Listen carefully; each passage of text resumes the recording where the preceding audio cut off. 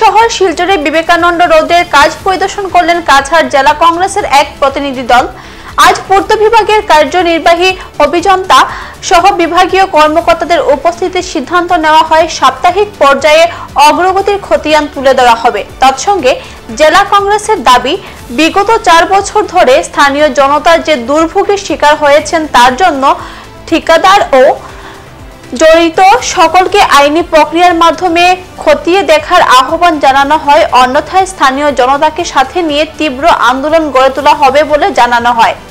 আজ প্রতিনিধি দলে ছিলেন জেলা কংগ্রেস সভাপতি অভিজিৎ পাল, কংগ্রেস প্রার্থী সূর্যকান্ত সরকার সহ সভাপতি সীমান্ত ভট্টাচার্য সহ সভাপতি সুজন দত্ত, রাজীব মুখপাত্র, রাজীব রায় সহ অন্যান্য প্রতিনিধিরা।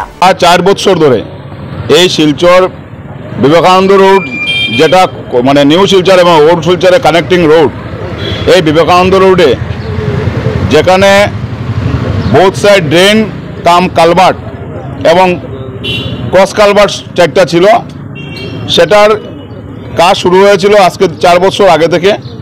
বিগত 4 বছর ধরে এখানে যেভাবে 1 মিটার 2 মিটার করে এবং খুব নিম্নমানের কাজ চলছে, সেটা নিয়ে আমরা 7 তারিখে আমরা পিডব্লিউডি এক্সিকিউটিভ ইঞ্জিনিয়ার সাহেবের সাথে আমরা দেখা করি এবং আমরা জানতে চাই ওনার কাছে যে এই কাজটা কতদিন মানে কমপ্লিশনের ডেট ছিল। উনি আমাদেরকে বলেছেন যে 28/4/2022 ইংরেজিতে সেই কাজ মানে সম্পন্ন হওয়ার কথা ছিল। আজকে 2024 চলছে, এখন পর্যন্ত কাম 40% কাজও এখন পর্যন্ত কমপ্লিট হয়নি। তাই উনি আমাদেরকে বলেছিলেন নির্লজ্জভাবে যে আমাদের কথা আমাদের ঠিকাদার শুনে না। ঠিকাদারের পিছনে কি এমন কালো হাত আছে যে হাতের জন্য ইঞ্জিনিয়ারের কথা ঠিকাদারে শুনে না, ইঞ্জিনিয়ারের কথা লেবারে শুনে না।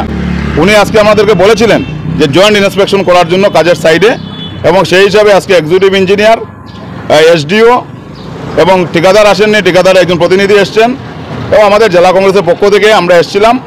বিবেকানন্দের স্থানীয় নাগরিকরা এখানে উপস্থিত ছিলেন। ওনাদের যে দুর্গতি, সেই দুর্গতির কথা আজকে ইঞ্জিনিয়ার সামনে ওনারা তুলে ধরেছেন যে আজকে প্রত্যেকটা মানুষের ঘরে যে হাউস কানেকশন থাকে জলের পাইপ, সেই জলের পাইপ কাটার পর 28 দিন 30 দিন যাওয়ার পরও সেই পাইপটাও নিজেরা ঠিক করতে হয়েছে। মানুষের সেই নোংরা জল পান করতে হয় এবং বৃষ্টির জন্য এই রাস্তাটা নরক যন্ত্রণা এখানে এলাকাবাসী আজকে বিগত 4 বছর ধরে সেই নরক যন্ত্রণা ভোগ করছেন।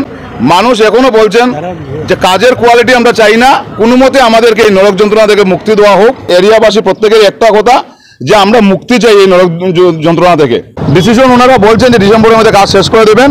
আজকে স্থানীয় এলাকাবাসী প্রত্যেকের এটা অনুরোধ যে আমাদের জন্য যেন অতি তাড়াতাড়ি নরক যন্ত্রণা থেকে যেন আমাদেরকে মুক্তি দেওয়া হয়। 2021 সালের এই কাজ শুরু হওয়া শেষ হওয়ার কথা 2022 জুনে, প্রায় 3 বছরের উপরে হয়ে গেছে।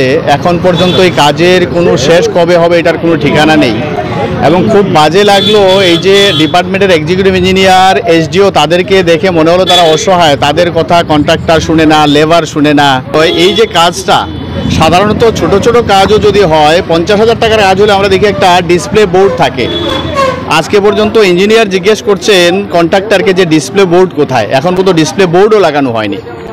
তো আমরা অনুরোধ করব যে ইতিমধ্যে ডিসপ্লে বোর্ড সহ যাতে এই ডিসেম্বরের মধ্যে কাজটা কমপ্লিট করা হয়, না হলে এই এলাকার মানুষের যে দাবি, আমরাও এলাকার মানুষের সাথে আছি, আমরা যে কোনো ধরনের আন্দোলনে যেতে প্রস্তুত। 6 কোটি টাকার কাজ এখানে বাসুদেব ফার্মেসি থেকে আসাম রাইফেলস পর্যন্ত বোথ সাইড ড্রেন হওয়ার। এখন কথা বিদায় নিচ্ছি। পরবর্তী নানা সংবাদ পেতে আমাদের সাথে থাকুন। ধন্যবাদ।